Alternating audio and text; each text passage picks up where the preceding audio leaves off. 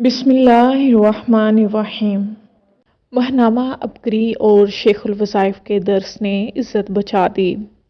محترم قائرین السلام علیکم۔ کافی دیر سے ہاتھ میں قلم اور ٹیبل پر کاغذ رکھ کر سوچ رہی ہوں کہ کہاں سے شروع کروں۔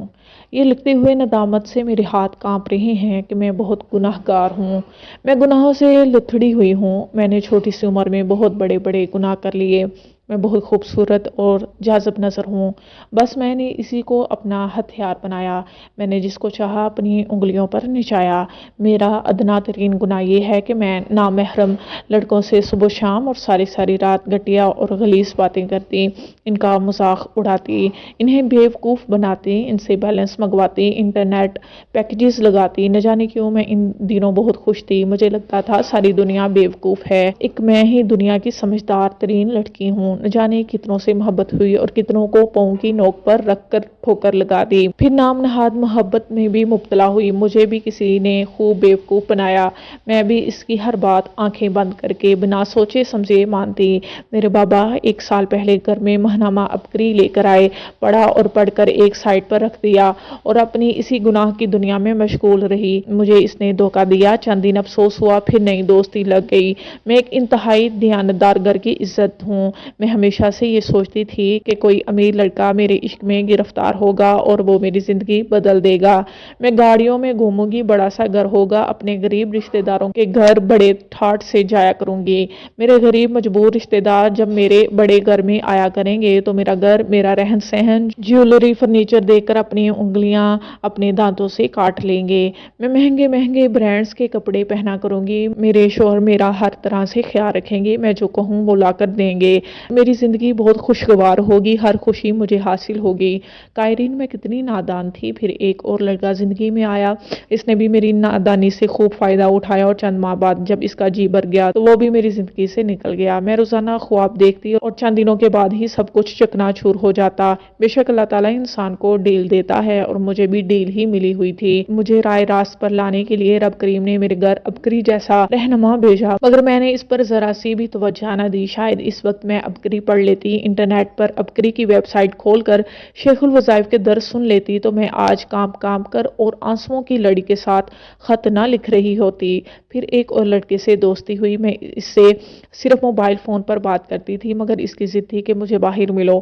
میں نے اس کی بات نہ مانی۔ اس لڑکے نے مجھ سے بدلہ لینے کے لیے مجھے پورے محلے میں بدنام کر دیا اور خود ساختہ ملاقات کی گھٹیا کہانیاں ہر دوسرے شخص کو سنائی۔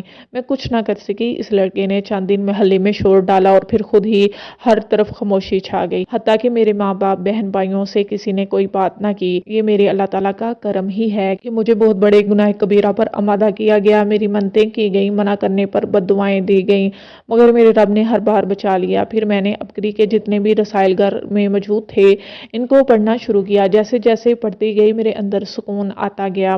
اس کے بعد مجھے احساس ہوا کہ میرے اتنے گناہوں کے باوجود میرے اللہ تعالیٰ نے مجھے اتنی بڑی بدنامی، تباہی و بربادی سے بچا لیا۔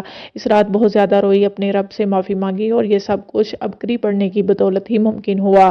آج میں وہی ہوں جس کا کوئی دن بھی سوشل میڈیا اور موبائل فون پر گھر والوں سے چھپ چھپ کر امیر لڑکوں سے باتیں اور ان سے گفٹ بیلنسز وغیرہ منگوانے نہ گزرتا تھا، مگر اب میں بدل چکی ہوں، میری زندگی بدل چکی ہے۔ آج میرے تمام فیس بک اکاؤنٹس ختم ہو چکے ہیں، میری ساری تصاویر ڈیلیٹ ہو چکی ہیں۔ اب میرا سوشل میڈیا پر کسی بھی قسم کا کوئی اکاؤنٹ نہیں ہے۔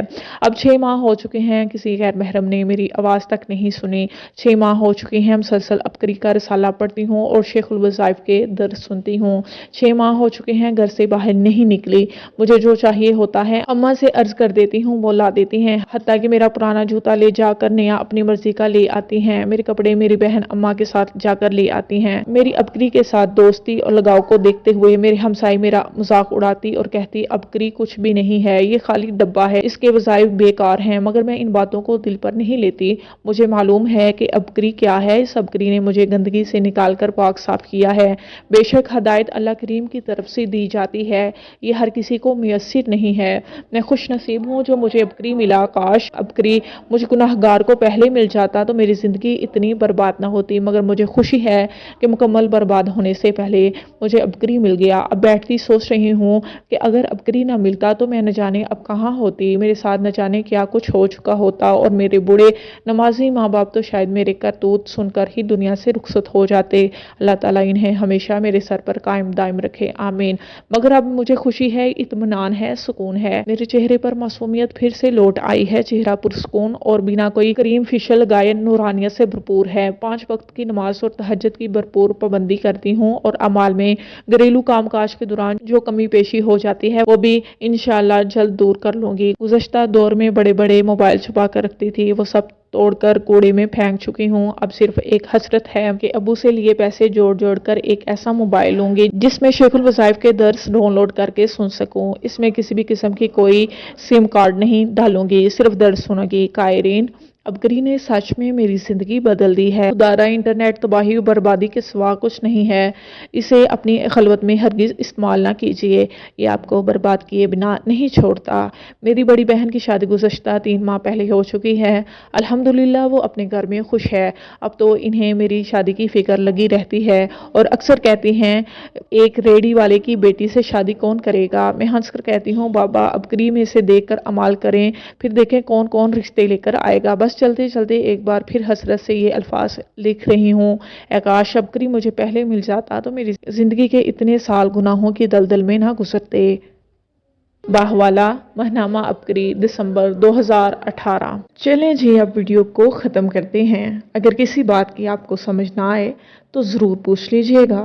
शेखुल वज़ाइफ की कौन सी किताब से ये वीडियो ली गई है, आप मुझसे ये भी पूछ सकते हैं। मैं अपनी वीडियो को और ज़्यादा बेहतर कैसे बनाऊं, आप मुझे मशवरा भी दे सकते हैं।